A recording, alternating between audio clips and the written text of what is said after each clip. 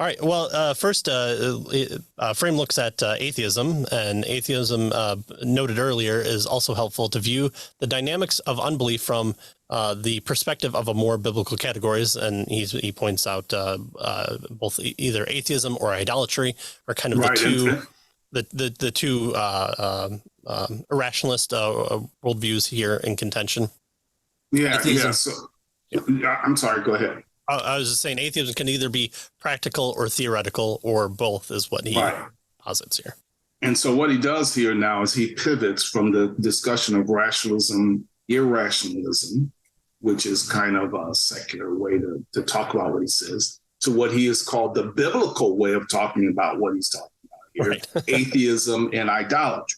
Right? So he's talking about the same two issues, rationalism, irrationalism, but now he's doing biblical language to help us to understand it from a biblical perspective. So it's atheism and idolatry. He's going to say, atheism is attempts to act rationalism, idolatry, irrational, that kind of stuff. But we'll see it as he goes. But that's what he does here. So he pivots from this discussion of rationalism, irrationalism, to now atheism and idolatry.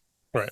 Which you always have to give Frame credit that he always wants to bring it back to the Bible like a good Christian. And that's what we're asking everybody on the playing field to do, is to believe in the system that you believe in and then present the ideas under your system so that all systems can be looked at both an internal critique, and then we find the ones that are wanting, and then we try to convince them through the external critique there.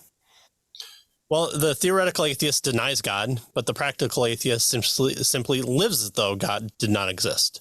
And he said he includes atheism under various forms of deism and theism, in which there is some kind of God who, because of his transcendence, modesty, or whatever, has nothing to do with human life. So the blind watchmaker, winds up the watch, sets it in the universe, and then walks off stage right, and is never seen from again. So that's the type of deism that I think most people kind of think of there. Yeah, he wanders off stage right because he's blind, so he's not really sure. He's not going to walk really fast. Right. He didn't fall off the stage, so there's that. Well, he says the natural result of atheism is a loss of standards and values. We saw earlier that they can be revealed and enforced only by the God of Scripture. And again, he's going to refer back to earlier in the books. We're going to refer back to earlier episodes. Right.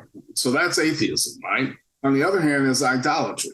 He says this is the other major form of unbelief, namely giving one's ultimate allegiance to something or some being other than God, the God of Scripture.